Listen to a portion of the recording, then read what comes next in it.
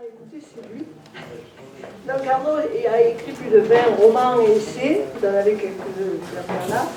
Je ne vous citerai pas tous, hein, Le Dehors, La migration d'Expédite, Anima Motrix. Alors les plus récents et les plus connus sont sur la table, là, Les Châteaux qui brûlent, qui est un roman qui parle d'une occupation de l'abattoir de poulets par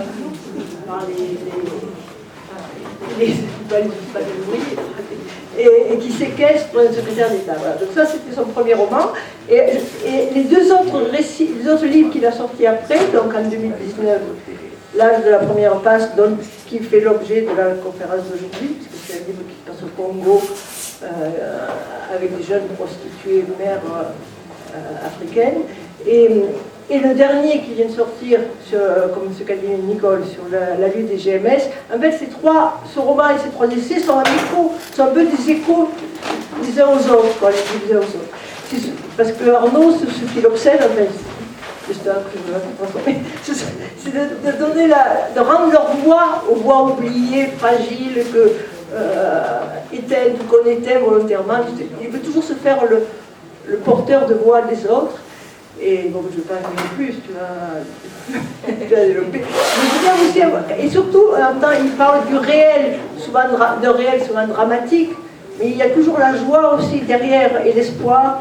Et il rentre très bien ça aussi dans son travail d'écriture, mais ça vous le verrez en le lisant et en écoutant, ça va devenir une évidence. Voilà. J'utilise en fait ce micro-là. Non. Est-ce que je retire mon masque ou est-ce que vous voulez que je le garde?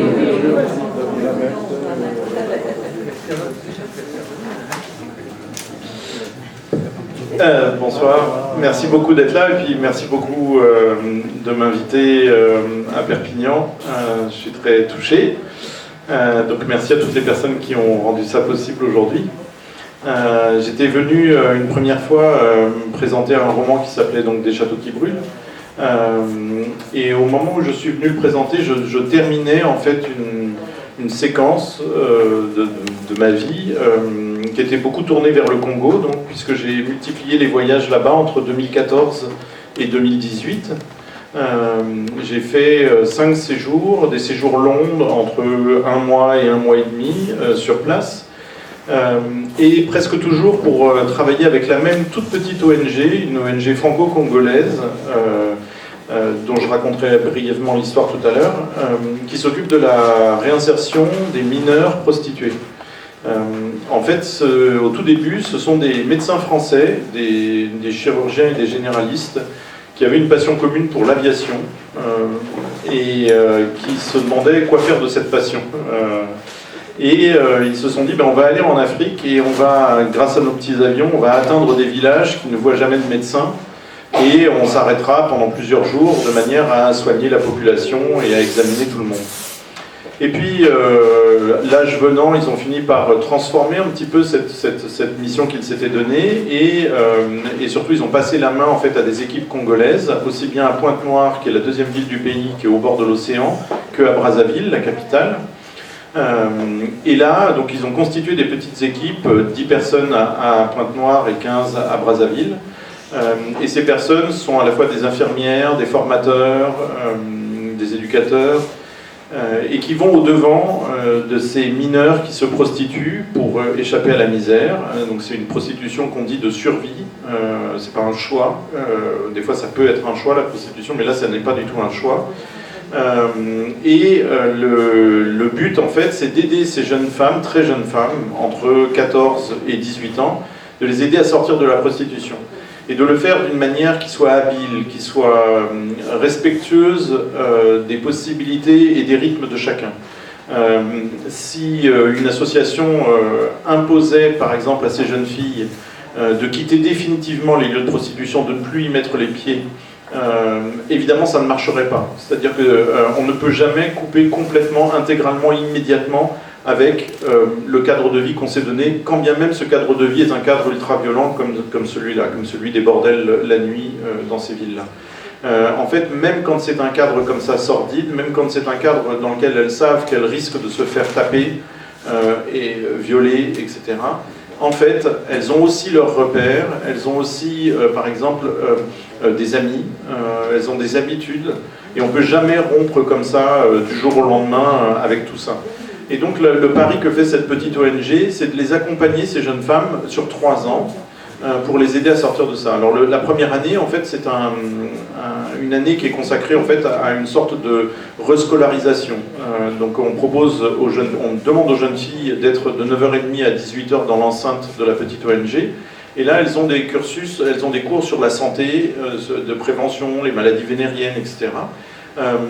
Et aussi des cours d'alphabétisation, puisqu'elles ont toutes arrêté l'école très très tôt, où elles en ont été renvoyées la plupart du temps. La deuxième année, l'ONG leur trouve un stage en entreprise. Alors ce sont des entreprises vraiment très très modestes, hein. C'est un coiffeur, une couturière, un garage auto, mais qui sont souvent sur le bord du trottoir, ce ne sont pas des grosses entreprises. Et là, pendant toute l'année, elles sont suivies par quelqu'un de l'ONG qui vient vérifier qu'elles sont toujours là à l'heure, qu'elles sont là tous les jours, etc. Et si au terme de cette année de stage, elles ont bien rempli ces conditions-là d'assiduité et puis d'apprentissage, alors l'ONG bâtit avec elles, sur la 3e année, un projet plus personnel. C'est-à-dire, voilà, est-ce que tu confirmes que tu veux bien travailler en pâtisserie? Et si c'est effectivement le souhait de cette jeune femme, ils élaborent avec elle un projet personnel. Donc par exemple, où est-ce que tu vas vendre les pâtisseries que tu vas faire? Et s'ils se rendent compte que le projet de cette jeune femme est bien clair, dans ce cas-là, ils l'aident à se lancer. C'est-à-dire que par exemple, pour celle qui veut faire de la pâtisserie, ils lui achètent un petit four qu'elle ramène chez elle. Le taux de réussite de ce programme est excellent. Il y a 75% des filles qu'on ne retrouve plus ensuite dans les lieux de prostitution. Donc c'est vraiment très très significatif. D'autant que le nombre de jeunes filles, donc de jeunes mineurs recensés dans les lieux de prostitution est colossal. Entre 2012 et 2017, l'ONG à Pointe-Noire avait rencontré, et donc ça veut dire qu'il en existe beaucoup, qu'il en a beaucoup plus, 800 mineurs dans les lieux de prostitution. Donc c'est vraiment faramineux. Donc le nombre de filles sauvées, c'est peu, parce que l'ONG a peu de moyens, mais c'est très significatif quand même. C'est-à-dire que les jeunes filles qui rentrent comme ça dans ce circuit-là, ensuite ont toutes les chances effectivement de s'en tirer.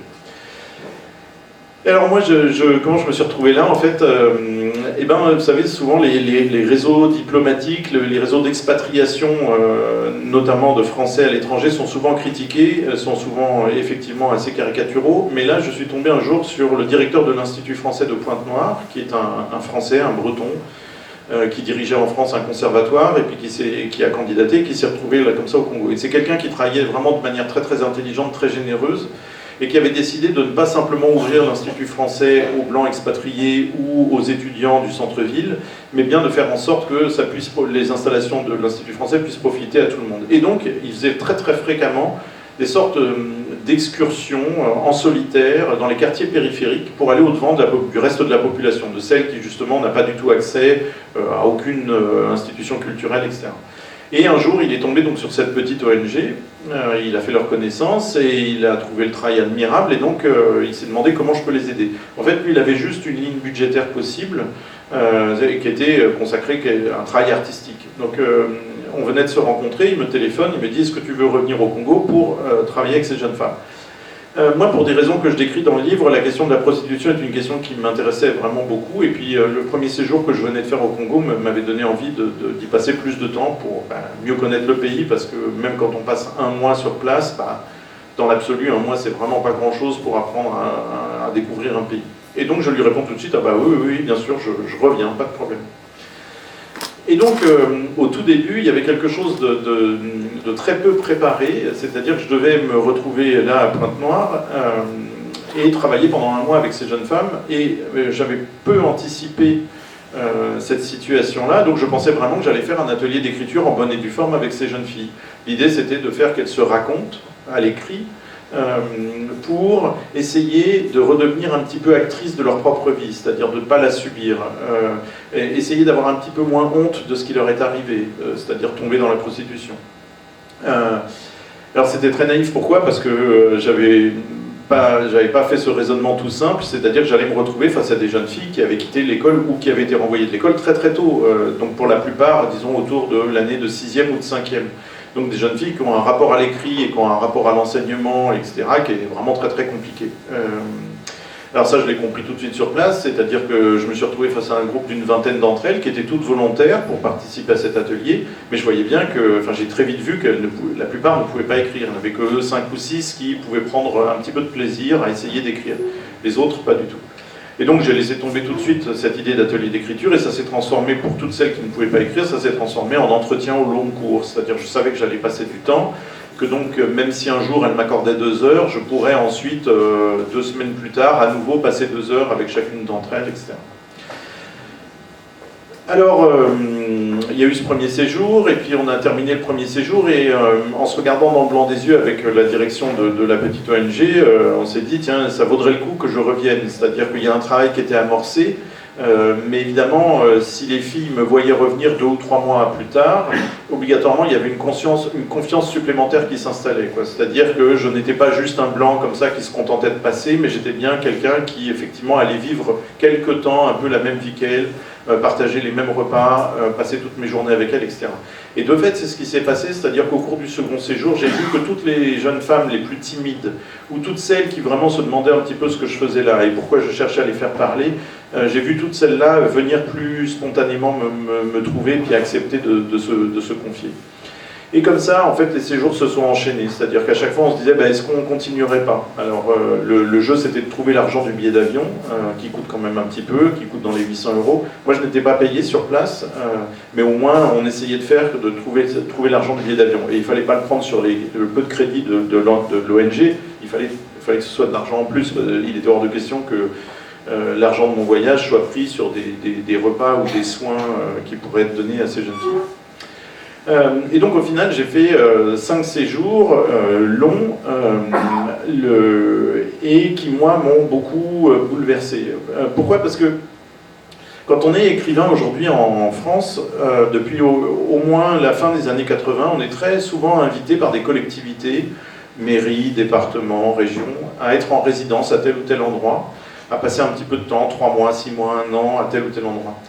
Et toutes ces propositions de résidence sont toujours assorties pour les auteurs avec l'idée qu'il y aura un travail en direction de la population, de rencontrer telle ou telle partie de la population, d'animer un club lecture, un atelier d'écriture, de faire des conférences, etc. etc. Et moi, depuis le début des années 2000 jusqu'à 2015, je n'ai jamais été très à l'aise dans ce type de configuration-là. Je ne sais pas trop le dire, je ne sais pas expliquer trop pourquoi, mais voilà, quand je commençais un entretien, j'avais qu'une hâte, c'était que ça se termine. Enfin, je ne me sentais pas à l'aise, je ne me sentais pas à ma place. Et au Congo, il y a quelque chose qui s'est débloqué pour moi. C'est-à-dire que je me retrouvais face à des jeunes femmes qui étaient pour moi, qui avaient des vies, une culture, une forme d'intelligence diamétralement opposée aux miennes. Donc il y avait énormément d'étrangeté entre nous. Donc normalement, ça aurait dû rendre ce travail-là, comme ça, d'échange encore plus compliqué. Et puis en fait, au fil du temps, justement, c'est précisément ces traces d'étrangeté qui m'ont passionné et que j'ai cherché à mettre à jour dans les entretiens. Alors, je vais donner par exemple la plus importante d'entre elles, qui est un peu au cœur du livre. Je suis parti là-bas en étant convaincu que parce que j'entrais dans la sphère francophone, je pourrais très très facilement échanger avec elles, c'est-à-dire qu'il n'y aurait pas d'obstacle. J'aurais pas besoin d'un traducteur, par exemple, qui me massacrerait tous leurs témoignages, etc., et qui me ferait perdre tout le jus de ce qu'elles étaient en train de me dire. Évidemment, c'était très très idiot de ma part de penser ça, puisque obligatoirement le français dans les anciennes colonies n'a pas du tout le même statut que par exemple pour nous ici en France, quoi. C'est-à-dire que quand bien même ces jeunes femmes parlent couramment français, évidemment il y a tout un pan de leur vie affective ou de leur vie intellectuelle qui ne peut pas s'exprimer en français. Le français est quand même là-bas, y compris pour des jeunes femmes qui n'ont pas connu la colonisation, est quand même encore là-bas une langue confisquée, c'est-à-dire que certaines choses ne peuvent pas, presque ne doivent pas s'exprimer en français. Alors, quelles sont ces choses? C'est relativement simple, c'est toute la vie intime. C'est-à-dire tout ce qui a à voir avec leurs émotions, leurs envies, leurs désirs, leurs aspirations, leurs rêves, etc. Tout ça, elles ont un vocabulaire qui, sur ce plan-là, est assez restreint. Alors qu'en Lari, en Lingala ou en Kituba, elles ont certainement une amplitude comme ça de mots pour décrire ces choses-là. Donc par exemple, quand je retranscrivais avec elles des textes et que je disais, voilà, j'ai écrit que tu étais triste ce jour-là, est-ce que c'est vraiment le mot triste? Est-ce que c'est pas désespéré ou déprimé ou abattu? ben, ça ne lui parlait pas du tout. Elle était incapable de m'aider à choisir entre les 4 mots parce qu'elle ne voyait pas les nuances. Alors que, encore une fois, dans les langues du Congo, elle avait certainement ces nuances-là. Et là, je me suis rendu compte que ben, voilà, le français a évidemment un certain statut. Il n'a peut-être pas une histoire, parce qu'elles-mêmes, elles ne connaissent pas l'histoire du Congo, elles ne savent pas qu'il y a eu une période de colonisation, elles sont d'une certaine manière, sur le plan de la culture avec un grand C, elles sont plutôt incultes, par la force des choses, puisqu'elles n'ont plus leurs parents pour la plupart, elles ont été virées de l'école très tôt, donc c'est pas leur faute, mais elles sont plutôt incultes. En revanche, tout ça, ça a imbibé leur façon de parler le français, quoi. Donc ce qu'elles voient, c'est que l'école, elles ont été renvoyées par des professeurs ou par l'administration du collège où elles étaient. Ce qu'elles voient, c'est que quand il leur arrive quelque chose de grave, elles vont au commissariat quand elles ont le courage d'y aller, et la police se moque complètement de prendre leur plainte, que si jamais la police prend leur plainte, ensuite la justice ne leur rend pas justice, et tout ça, ça se passe en français. Donc en fait, le français est pour elles clairement une langue qui les exclut, qui passe son temps, à toutes les étapes de leur vie, à les exclure. Mais c'est aussi pour elles la langue du mensonge, c'est-à-dire que c'est aussi dans cette langue-là que, par exemple, tous les journalistes disent de Denis Sassou Nguesso, le président de la République depuis 40 ans, que c'est un grand démocrate, alors qu'en fait, c'est un grand forban et un dictateur. Donc pour elles, qui sont tout à fait lucides, pour elles, le français, c'est la langue du mensonge, c'est la langue dans laquelle on peut faire passer les plus gros mensonges possibles.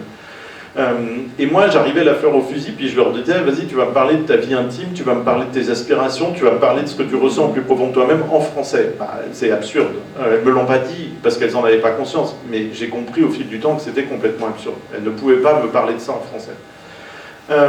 Et en fait, de découvrir ça au fil des séjours, hein, parce que ça ne s'est pas joué en une journée, ça a vraiment été très progressif à force de les écouter, j'ai compris qu'il y avait voilà, ce rapport d'étrangeté entre elles et moi, et que je ne devais pas essayer de brusquer ce rapport d'étrangeté, c'est-à-dire je ne devais pas essayer de tout d'un coup les emballer, les recouvrir par un discours, ces jeunes femmes. Je ne devais pas essayer de comprendre quelle était leur vérité, parce que ce serait toujours trop parcellaire, ce serait toujours insuffisant, sauf à vivre vraiment sur place avec elles, mais ce qui n'était pas le cas.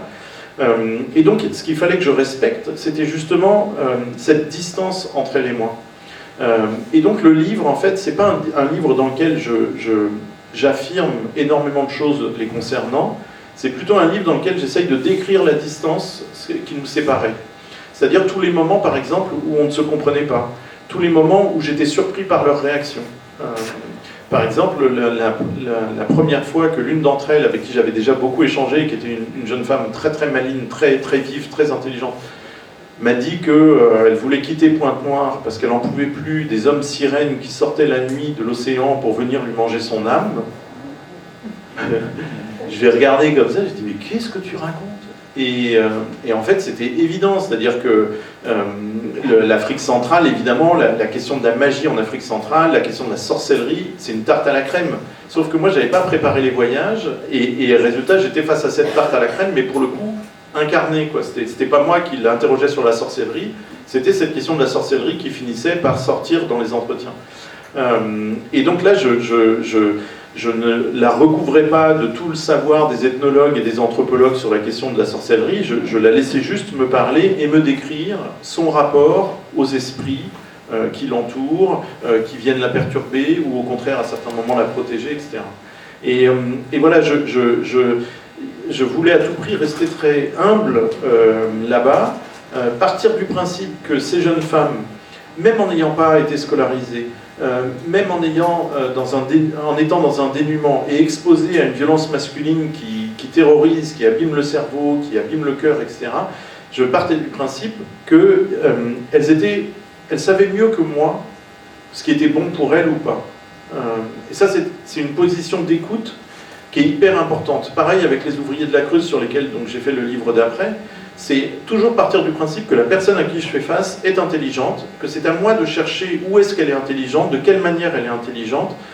C'est pas à lui à me prouver qu'il est intelligent. C'est plutôt à moi, dans la façon que j'ai de l'écouter, d'essayer de venir à sa rencontre. Et ça, je pense que c'est une position d'écriture qui est hyper importante à conserver, qui n'est pas toujours facile, hein, parce que des fois, on est face à des gens qui nous énervent, qui nous insupportent. Spontanément, il y a un truc épidermique. On n'a pas... je me disais, non, fais l'effort d'écouter, fais l'effort d'être très attentif à ce qu'on est en train de te dire, et ne la juge pas, en l'occurrence cette jeune fille du Congo, ne la juge pas depuis tout ce que toi tu sais. Je vais vous donner un exemple très concret.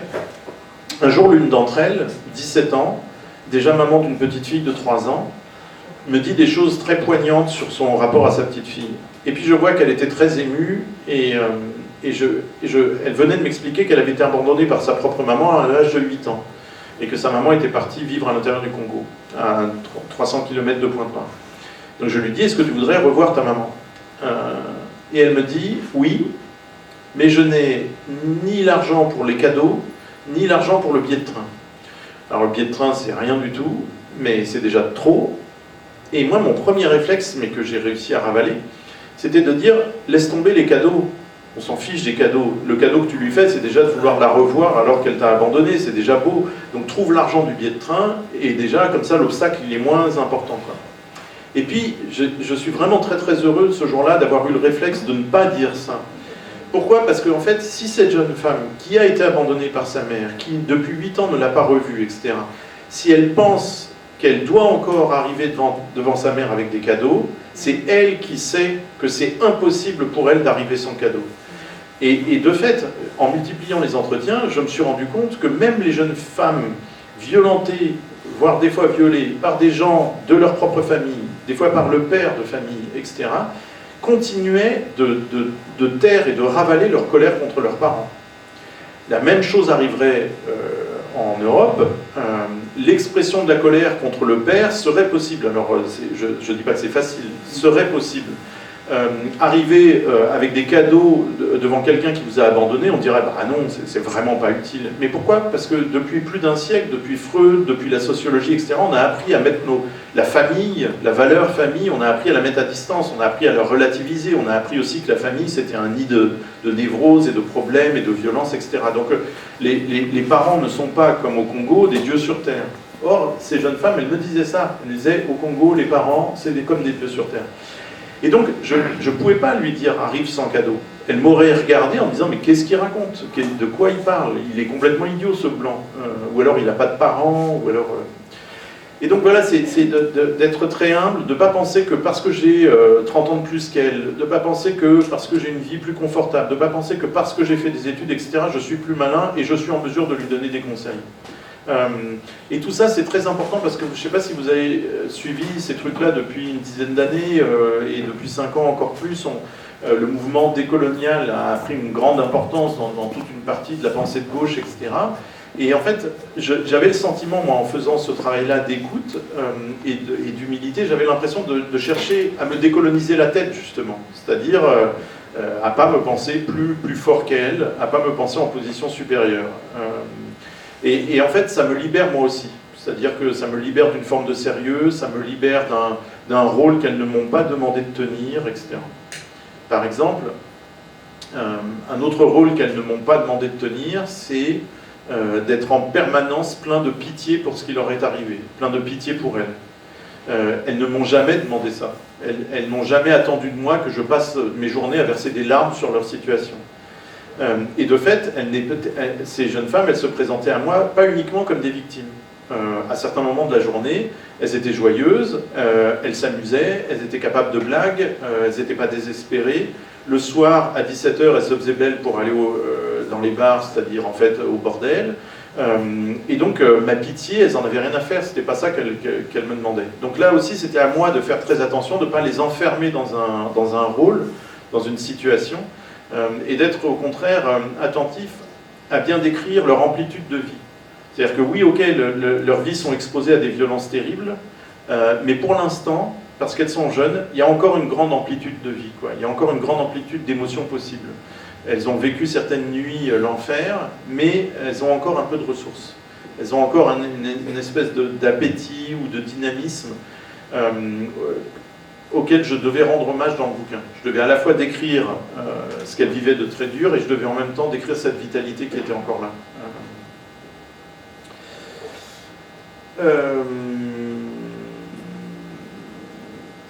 Voilà, au fil des séjours, il y a donc une confiance, quoi. Justement, je pense un peu pour ces raisons-là, il y a une confiance qui s'est mise en place. Et le tout dernier jour de mon dernier séjour, et là c'était clair que je ne pourrais pas revenir parce qu'on avait vraiment épuisé toutes les possibilités de trouver un billet d'avion, donc je savais que je ne reviendrais pas. Le tout dernier jour, il s'est passé quelque chose d'assez surprenant. Il y en a 3 qui sont venus me trouver en me disant, parce qu'elles me voyaient tout le temps avec mon téléphone portable, je passais mon temps à les photographier, etc. Et ça les amusait beaucoup. Et il y en a 3 qui viennent me trouver, qui me disent, est-ce que tu peux nous prendre ensemble? Alors je dis oui, pas de problème. Elles se mettent contre un mur blanc, et je sais tout de suite que c'est une très belle photo. C'est une très belle photo parce que entre toutes les 3, il y a une affection qui passe. Elles ont toutes les 3 une attitude différente, c'est-à-dire il y en a une qui regarde sa copine, il y en a une qui me regarde, et puis il y en a une autre qui regarde ailleurs. Bref, le portrait de groupe est très vivant. Et je me dis, chouette, une belle image. Et en fait, toutes les autres filles se sont succédées au même endroit, même mur. Et j'ai fait peut-être 60 photos. Et toutes, je me disais, oh là là, c'est magnifique. Il y en a une, elles sont 2, il y en a une qui est enceinte et l'autre met très doucement, très gentiment sa main sur le ventre de sa copine. Il y en a une qui est très très fière de poser avec son sac et qui passe sa contrefaçon Chanel et qui passe son temps à bien le remettre dans le cadre parce que c'est vraiment ça le sujet de la photo, c'est pas tellement elle, etc. Il y en a une qui a une pose de défi incroyable, il y en a une qui est très très fière d'avoir une veste avec un imprimé floral et qui pose vraiment comme si elle était Miss Monde, etc. Et en fait, ces photos-là était vraiment une sorte de cadeau d'adieu, c'est-à-dire elle savait que je repartais avec les images, j'allais leur imprimer pour elle dans la rue, mais ensuite c'était moi qui gardais les images et je rentrais avec ça en France. Et pour moi c'était, voilà, ça voulait dire au bout de 4 années de séjour, on a confiance dans ton regard, on sait que tu nous regardes pas mal, on sait que tu ne nous regardes pas comme des objets de désir, on sait que tu n'es pas un client potentiel, et on sait que tu ne vas pas mal nous photographier, on sait que tu vas essayer d'être avec nous dans la photo, que tu vas essayer de nous montrer belles. Et ensuite je leur montrais sur le téléphone et elles voyaient bien qu'elles étaient très belles sur ces photos-là. Donc il y avait quelque chose comme une sorte de point de départ symbolique possible, c'est-à-dire voilà, on peut peut-être solder un peu le passé. Dans tous les textes que je faisais avec elles, on parlait que de leur passé, et au moment où je partais, c'était plus le passé, c'était un mur blanc qui était vraiment une page blanche, quoi, une page pour elle à écrire. Et ça, c'était un moment qui était très beau parce qu'il y en avait beaucoup parmi elles qui se vivent enfermées quand même dans la prostitution. C'est-à-dire qu'elles ont des espoirs, mais c'est des espoirs très humbles. Par exemple, elles espèrent trouver un amoureux, mais parmi leurs clients. C'est-à-dire qu'elles n'imaginent pas qu'elles pourraient en trouver un ailleurs dans la ville. Elles font juste attention quand elles tombent sur un client un petit peu gentil, elles se disent « Ah, lui, ça pourrait être mon amoureux ».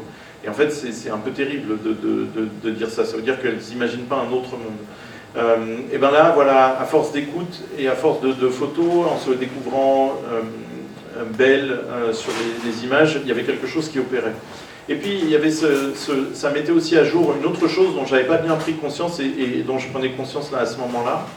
C'est que dans cette ONG, la grande vertu, encore plus que les cours, la grande vertu, c'était de soustraire ces jeunes femmes-là au regard masculin. C'est-à-dire qu'au moins, dans le temps de la journée, entre 9h et 18h, elles n'étaient plus un objet de désir. La question du regard des hommes n'était plus une question. Et donc, moi, j'avoue que quand je suis arrivé là-bas, ça a dû m'effleurer voilà, je me disais, je vais être un peu le coq dans la basse-cour, quoi. Et ben, en fait, pas du tout, du tout. C'est-à-dire qu'à aucun moment, j'ai travaillé avec une 60aine d'entre elles pendant les 4 années, à aucun moment je n'ai été une cible, un objectif, quelqu'un qu'il faudrait séduire ou quoi que ce soit. Et ça, pour elles, c'est un vrai repos. Vraiment, c'était la possibilité de souffler, de ne pas se sentir... pas opprimé, le mot n'est pas le bon, mais écrasé par la nécessité de correspondre à ce que les hommes attendent d'elles. Donc voilà, il y avait tout ça qui était à l'horizon. Alors, pour conclure, la question de savoir est-ce que ces moments de confession, est-ce que ces moments d'écriture, est-ce que ces moments d'entretien leur ont fait du bien? Ça, j'en sais rien du tout. Je ne peux pas le savoir, je ne peux pas le mesurer, et je pense qu'elles non plus, elles ne peuvent pas le savoir. Mais de temps en temps, il y a eu des petits moments dans la journée où ce qui apparaissait, c'était que ça leur faisait du bien de faire quelque chose d'aussi bizarre que de se mettre à l'écart pour écrire. C'était vraiment pas du tout quelque chose. Elles vivent en groupe, elles sont tout le temps entre elles. Et là, tout d'un coup, elles se mettaient un peu à l'écart pour écrire. Et ben en fait, le seul fait qu'on leur propose quelque chose d'aussi saugrenu, déjà était quelque chose, quoi. Et donc, de temps en temps, elles venaient de manière spontanée me demander de retravailler leur texte. Alors, je leur redonnais le papier, et puis elles se mettaient effectivement dans un coin. Et au moins, pendant une demi-heure, trois quarts d'heure, une heure, elles vivaient un peu autre chose. Elles étaient dans leur tête. Et voilà, et tout ça, peut-être que ça peut aider. Évidemment que l'ONG fait beaucoup plus, mais le seul fait de passer par la parole, d'arriver à verbaliser certaines choses, on peut espérer que ça leur permette de mettre à distance la violence qu'elles vivent au quotidien. Voilà, je crois que j'ai fait un petit peu le tour.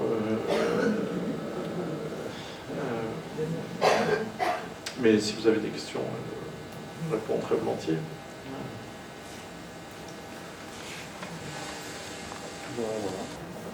Il y a eu une contradiction dans ce que vous avez dit.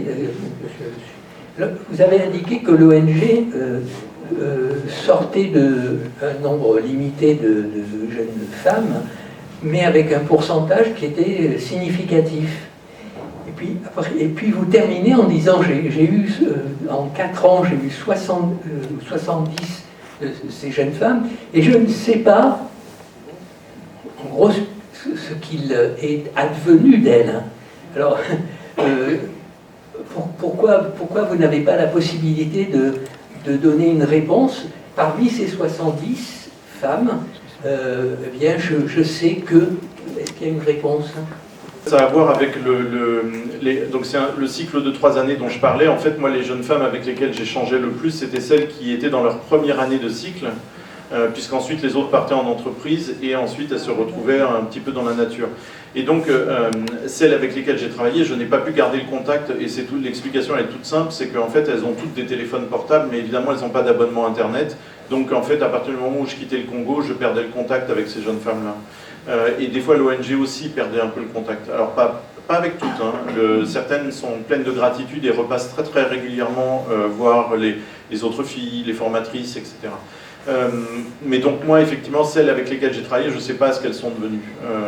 Malheureusement, quand il y a des mauvaises nouvelles, je les apprends par les formateurs qui m'écrivent. Mais même les formateurs sont pas très à l'aise à l'écrit, donc ils m'envoient de temps en temps sur Messenger, ils m'envoient des signes amicaux, mais c'est pas des longs exposés de la situation, etc. Donc oui, je ne sais pas ce qu'il est devenu de ces jeunes femmes. Moi, je voulais vous demander de revenir un petit peu sur le regard qu'elle portait sur vous, le rapport. Est-ce que c'est un peu comme... est-ce que vous aviez un rapport, par exemple, d'ethnologue? Enfin, quelle était la nature exacte? C'est un peu spécial quand même, un peu particulier. Et ça me paraît intéressant de creuser un peu cet aspect. Avant de partir là-bas, j'ai lu un classique de l'ethnologie ou de l'anthropologie, Jeanne Favre-Saada, La mort, les mots, les choses, ou Les choses, la mort, les mots, je ne sais plus, qui existe en folio, etc. Et qui donc raconte une enquête ethnographique en Mayenne sur la question de la sorcellerie en Mayenne dans les années 70, dans le milieu paysan. Et en fait, elle fait une longue introduction méthodologique dans laquelle elle explique que le grand problème de l'anthropologie a toujours été de constituer les gens au-devant desquels on allait en objet d'étude, et de ne pas s'impliquer soi-même, c'est-à-dire de penser qu'on peut regarder les gens du dehors, etc. Moi, je ne suis pas du tout ethnologue, je suis vraiment que romancier, que écrivain, et donc je comprenais très très bien cette critique-là, c'est-à-dire de ne pas regarder les gens d'en haut, de ne pas regarder ces jeunes femmes d'en haut. Donc en fait, spontanément, je passais mes journées dans l'enceinte de l'ONG, et je les passais avec les filles, c'est-à-dire je partageais le même déjeuner, etc. Mais La seule chose que je ne pouvais pas faire dans ce travail, dans cette façon-là d'être présent avec elle, c'était ensuite de les suivre le soir. Par exemple, de dire, tiens, bah, Nancy, puisqu'on s'entend bien, est-ce que tu accepterais qu'on aille chez toi pour que je vois où tu vis, etc. Ça, c'était pas possible. Parce que si elle revenait au quartier avec un blanc, ça, c'était vraiment la fin pour elle, quoi. C'est-à-dire que des types, tout d'un coup, pouvaient leur demander de me soutirer de l'argent. Enfin, c'était que le début de problème. Ou alors, c'était tout de suite d'imaginer que j'étais devenu son client et qu'il y avait moyen, là aussi, de me prendre de l'argent. Donc, pour les protéger, je ne pouvais malheureusement pas les suivre le reste du temps. Donc, je ne les ai connus que là, dans l'enceinte de l'ONG. Ou alors, des fois, quand l'ONG organisait une excursion hors de la ville, mais dans ce cas-là, on était tous ensemble. Donc, moi, je n'avais pas de méthode. Je n'avais pas, à la différence de ceux qui font des études d'anthropologie, d'ethnographie, je n'avais pas, par exemple, un formulaire type de questions, etc. Je tâtonnais beaucoup. Et je pense que des fois, je n'ai pas été très habile pour arriver à les faire parler. C'est-à-dire, j'étais peut-être trop frontal, j'étais peut-être... enfin bon. Donc, mais peu importe. J'ai tout de suite fait mon deuil de ces défauts-là. Enfin, j'ai tout de suite accepté ces défauts-là, en me disant que le temps réparerait beaucoup de choses, c'est-à-dire en étant sur place avec elle, de toute façon, s'il y en avait certaines qui étaient un peu rétives, elles finiraient peut-être, parce que les autres leur parleraient, par me faire confiance. Et ensuite, vous savez, par exemple, moi, quelque chose qui m'a beaucoup marqué, c'est donc une d'entre elles qui, lors du premier séjour, me regardait tout le temps, et me ne parlait jamais, puis elle parlait jamais à personne. Elle était toujours dans un... Et je voyais, il y avait son regard qui était d'une intensité folle, et au point que justement je me demandais si elle avait toute sa tête. C'était vraiment... Elle était très très étrange. Un jour, au bout de 3 semaines, je dis, tu sais, si tu veux qu'on parle, ça peut être comme les copines, hein, on peut s'asseoir là sur les marches, et puis on parle. Elle me dit, hop, hop, hop, elle me fuit, bon bref. Et au bout du 2e séjour, elle accepte de me parler. Et là, je raconte longuement la scène dans le livre, elle bredouille et je comprends rien à ce qu'elle me dit. Alors je lui dis, il faut me parler plus fort, là, il y a beaucoup de bruit dans la cour, j'entends rien du tout. Elle bredouille, il n'y avait rien à faire. Et donc je finis par comprendre qu'en fait, ce qu'elle veut me dire, elle ne peut pas le dire à haute voix. Il faut que ce soit dit de manière très discrète. Donc on va dans une petite salle pour qu'elle soit un peu à l'écart. Et là encore, je sentais que ça lui brûlait les lèvres. Et en fait, ce qu'elle voulait me dire, c'était le mot sorcière. Et alors je dis, quoi sorcière? Ça veut dire, on dit que tu es une sorcière? Alors elle me dit oui. Alors les accusations de sorcellerie dans toute cette partie-là du continent, elles sont d'une malhonnêteté incroyable et en même temps tout le monde y croit. C'est-à-dire que quand on veut se débarrasser de quelqu'un, on dit, oh, bah, c'est une sorcière, je le sais. Et donc la personne tout d'un coup est ostracisée, alors même qu'on sait que c'est bidon. Bon. Et en fait, je me suis beaucoup interrogé, je me suis dit, pourquoi elle me le dit? Parce qu'on n'avait aucune familiarité jusque-là. Et en fait, me le dire à moi, blanc, je pense qu'elle devait savoir que les blancs n'y croient plus trop à ces histoires de sorcières, que donc elle pouvait me le confier sans que tout d'un coup, moi j'ai peur d'elle et que je la mette à distance. Elle avait sans doute aussi compris que je n'irais pas le répéter aux autres filles. Et le confier à quelqu'un qui n'y croit pas, c'est quand même un petit peu se délester du poids de cette chose-là, de l'infamie qu'il y a derrière cette étiquette-là. Qui plus est, elle savait que j'écrivais des textes à partir de leurs témoignages, ça c'était très clair, ça faisait partie du contrat, et donc elle acceptait aussi cette chose-là. En fait, c'était vraiment une invitation à l'aider à se débarrasser de ce truc terrible, qui lui pesait, hein. C'était une marque au fer rouge, hein, pour elle et pour toutes les autres. Donc vous voyez, j'avais pas de méthode, mais en fait les filles, à force de me parler, m'ont aidé à devenir un bon écouteur. Donc si j'étais brouillon au départ, je me suis au fil des séjours, je pense, je suis devenu un peu plus juste dans ma façon de les écouter et d'échanger avec elles. Mais pour elles, je pense que même sur le moment, je pense que si on leur avait vraiment concrètement demandé qui j'étais et pourquoi j'étais là, elles auraient dit l'écrivain, elles auraient dit le blanc, mais le reste, ça les... Enfin, elles se sentaient pas plus concernées que ça, quoi.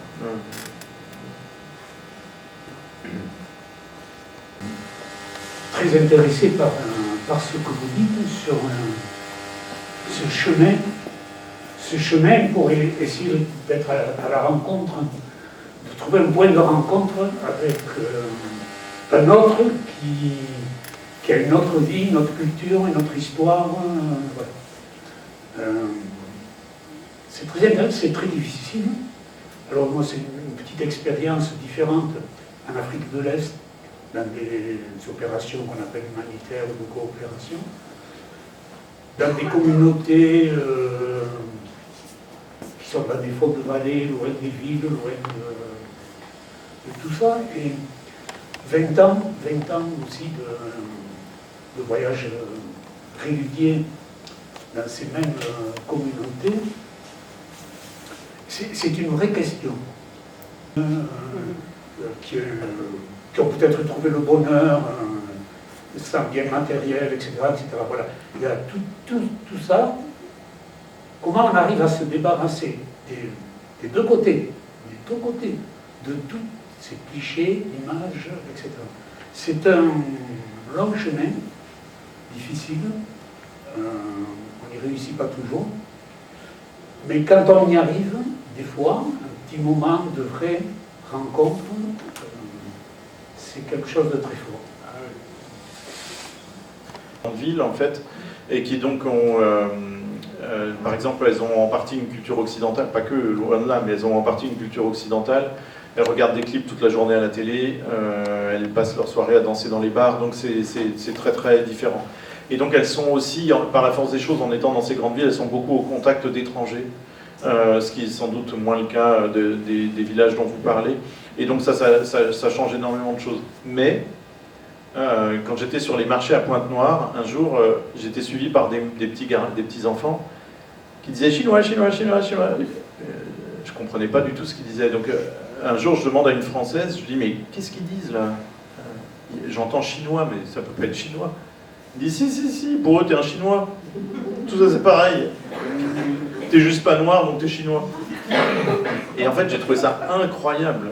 Mais en fait, ça correspond très exactement à la même chose chez nous. C'est quand on dit oh, bah, tous ces noirs ils se ressemblent, ou tous ces jaunes ils se ressemblent. Enfin, c'est exactement pareil. En fait, ça dit exactement la même chose. Et en même temps, ça dit aussi une autre chose. Ça dit, alors là, ça le dit de manière très carrée. C'est à quel point le continent africain, du Maghreb jusqu'à la frontière nord de l'Afrique du Sud, est colonisé par la Chine à une vitesse absolument incroyable, quoi.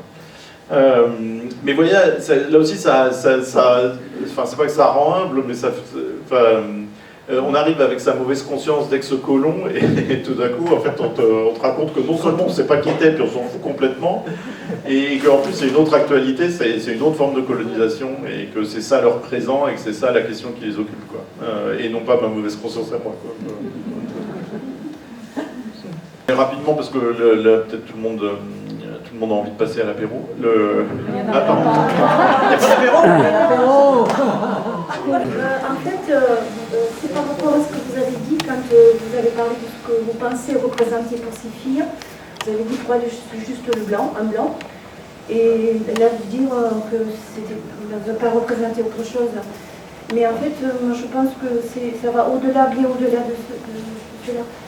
Parce que quand vous racontiez, quand elles se sont présentées à vous pour que vous les preniez en photo, ben, quelque part, elles vous ont rendu ce que vous pensez ne pas leur avoir donné. Enfin, elles ne vous ont pas montré, avec vos mots et votre façon de votre regard, ce que vous leur avez apporté. Mais moi je pense que c'est énorme. Et quand elles se trouvent le soir avec, dans le milieu de la prostitution, enfin, l'équilibre et tout, je pense que c'est des graines qui sont semées et vous n'avez pas vu germer, mais elles y sont. Voilà. C'est-à-dire que un blanc ou un étranger est toujours assimilé à une forme de vie riche, mais riche sous tous les sens, quoi. C'est-à-dire riche confort, mais aussi c'est luxueux un blanc, quoi. Et dans des quartiers comme ça périphériques aussi misérables. Et elles étaient sidérées que je déjeune par terre avec elles tous les jours, quoi. Que je partage leur repas. Alors la première fois, ça a peut-être été un sujet d'étonnement entre elles, peut-être que ça les a fait rire, etc. Mais au bout du compte, puisque je suis resté très longtemps, à la fin, c'était plus une question ou un sujet de blague. À la fin, c'était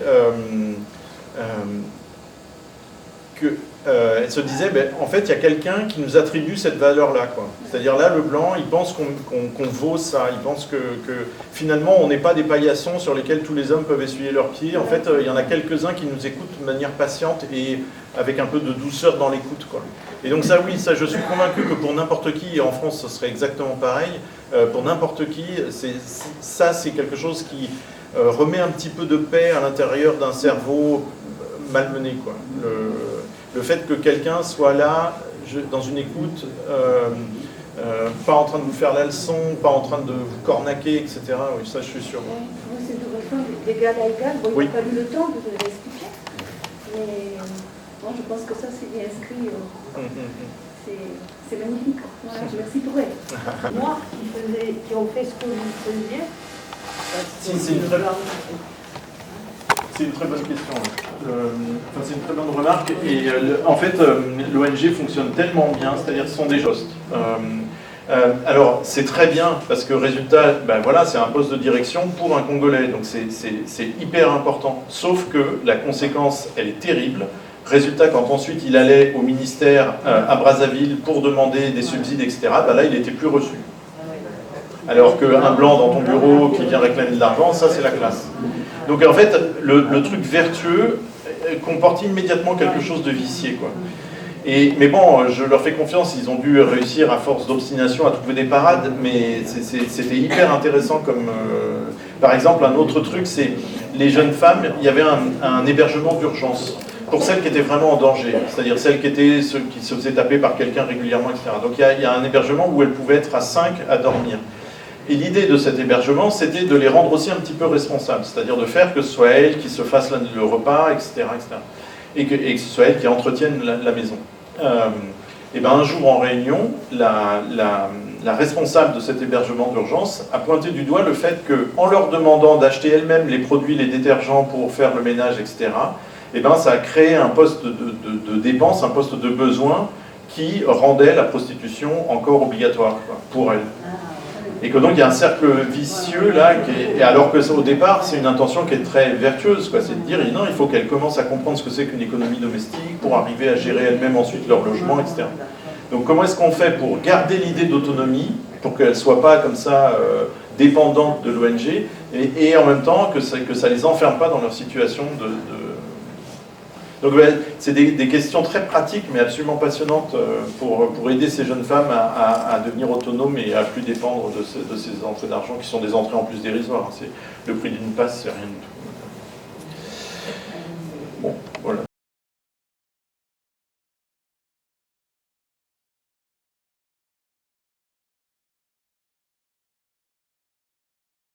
Je les ai rencontrés au moment où le plan de sauvegarde de l'emploi mettait 157 personnes sur le carreau, il y en avait 120 qui étaient gardées.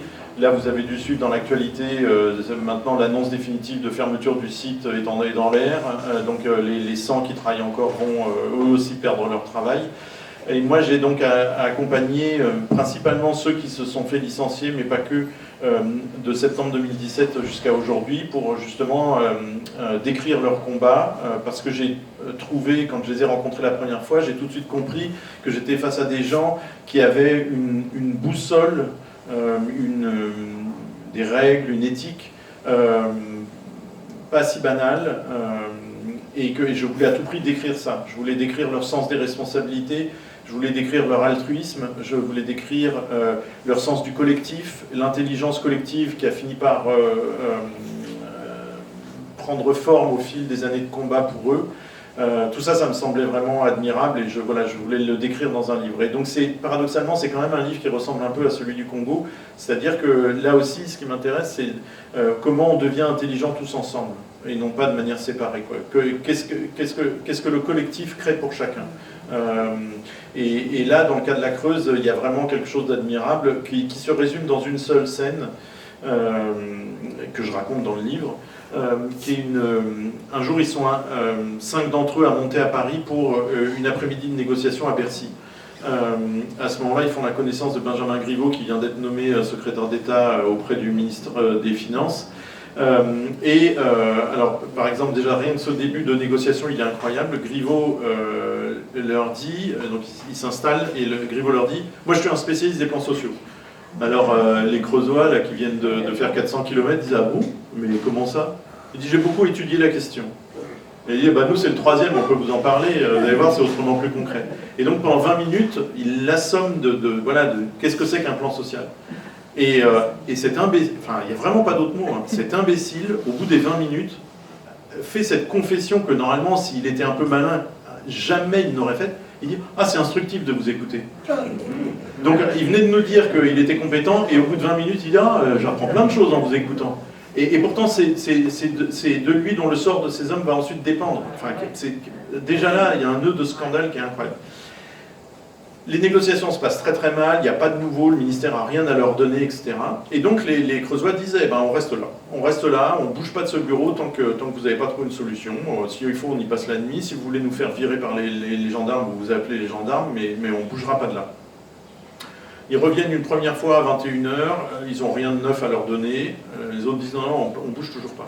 À 23h, Griveaux revient et il dit à Vincent Labrousse, qui est un des chefs, enfin, entre guillemets, Monsieur le maire veut vous voir dans son bureau. Bon.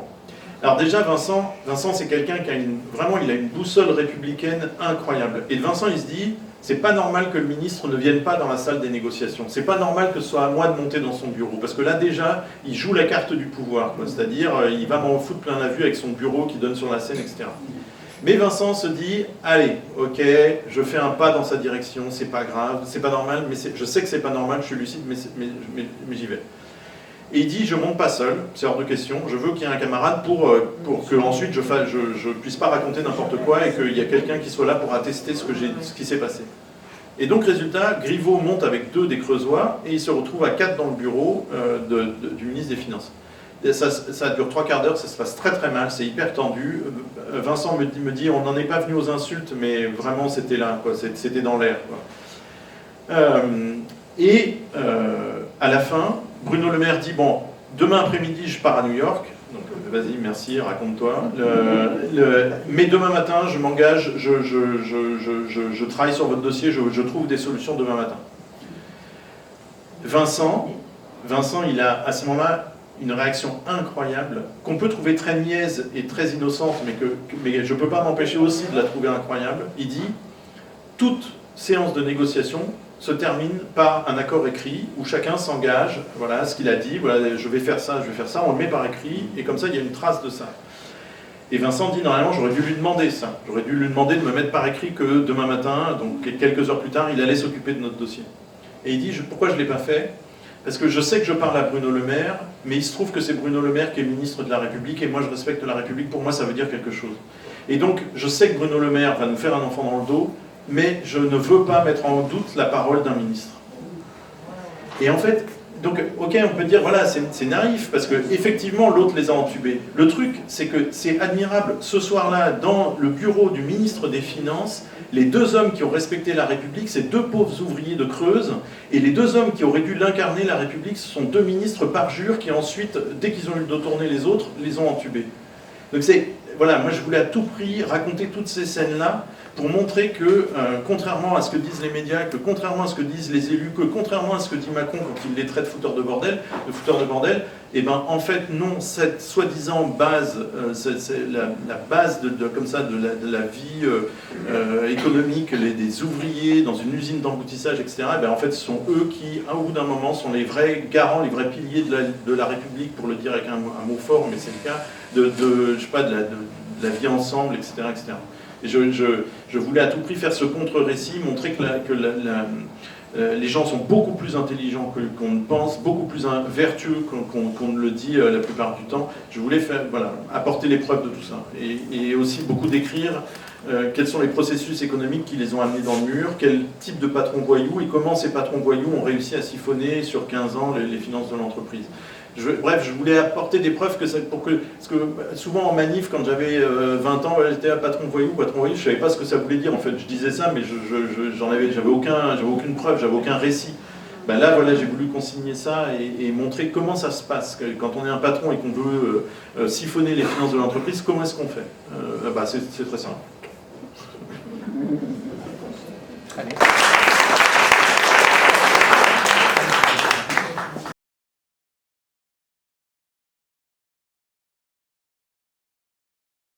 Dans la conférence que vous avez donnée à l'UPTC ici, Vous avez parlé de... Moi, j'ai lu Anima Motrix, et vous aviez parlé de ce livre.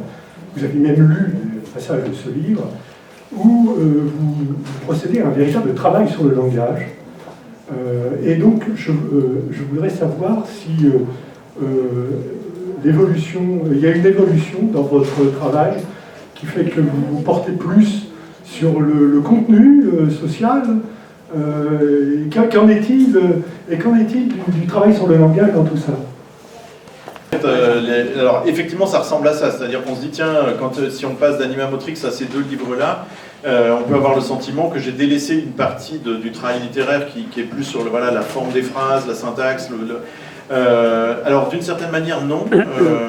Pourquoi ? Parce que dans tous ces romans que je faisais et que j'ai encore envie d'écrire, je cherchais déjà à faire que le livre puisse être l'endroit où on entendrait justement des voix fragiles, des voix disqualifiées. Par exemple, dans Anima Motrix, c'était la question des réfugiés. Donc on suivait un ministre comme ça qui était en fuite du nord au sud de l'Italie, et plus il était à nu dans cette fuite, laissant sa voiture de fonction, laissant la moto qu'il avait trouvée, étant à pied, etc., plus il s'avérait capable d'entendre justement les voix des gens qui vivent aux marges des grandes villes, etc. Et donc il y avait, à la fin du livre, il y avait beaucoup comme ça de récits de vie de réfugiés qui montaient dans le bouquin et qui prenaient la place de la narration presque. Et ben en fait, ces livres-là sur le Congo, sur les Creusois, c'est d'une certaine manière, avec d'autres outils, c'est le même travail. C'est pareil, c'est de redistribuer la parole, et d'essayer de faire que ces voix, qui sont des voix discrètes, des voix maladroites, au Congo par exemple, puisqu'elle parle un français qui est curieux, qui est pas expert, de faire que le livre puisse justement être un lieu de recueil, où recueillir cette parole-là, un lieu où cette parole-là se sentira moins en accusation, où se sentira plus écoutée, etc., etc. Donc en fait, j'ai beau aller là sur un terrain comme ça, un peu très prosaïque, très contemporain, avec une connotation politique possible, etc., je continue de le faire en écrivant. C'est-à-dire ce qui continue de me passionner, c'est d'abord la question comme ça des voix faibles, et ce que ça vient contester de la grande culture aux mains propres, quoi. Mais l'écriture des romans continue de me passionner. Là, j'en commence un maintenant que j'ai terminé le travail avec La Creuse, j'en commence un. Donc, je n'ai pas renoncé du tout au roman. Et par exemple, dans le livre sur le Congo, vous verrez, il y a énormément de passages où je m'interroge beaucoup sur justement qu'est-ce que c'est que ce langage-là. Quand elle me parle comme ça, qu'est-ce que ça fait à ma langue, à moi, etc. Donc je continue, même au Congo, ça continue d'être des questions de langue qui m'intéressent. Et avec les Creusois, par exemple, c'est moins des questions de langue, puisqu'on parle exactement la même langue, mais par contre, c'est tourner autour d'une réalité sociale en utilisant plein d'outils. Si à un moment, il y a une grande scène comique qui m'est transmise, une anecdote très drôle qui m'est racontée par l'un d'entre eux, je vais la garder, je vais faire tout un chapitre autour, alors que le reste de l'histoire est tendu, etc. Si à un moment, j'ai la possibilité de fractionner les témoignages des uns et des autres et de faire un chapitre où on va entendre une quarantaine d'entre eux dans le même chapitre, je suis content de travailler à cette espèce de moment polyphonique-là à l'intérieur du livre. Puis à d'autres moments, c'est plutôt moi qui mène l'enquête et donc je parle en mon nom. Enfin, vous voyez, là aussi, c'est des outils littéraires, quoi. C'est pas les outils d'un journaliste.